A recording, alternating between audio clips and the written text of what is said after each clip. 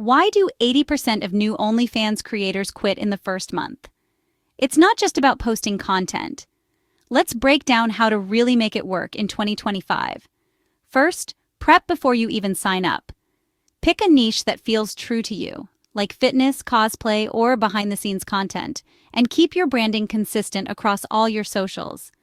Set up a business email and start engaging with followers on Instagram and Twitter. Then, sign up for OnlyFans using your real info for verification. No shortcuts here. Add high-quality, on-brand profile pics and write a bio that tells fans exactly what they'll get.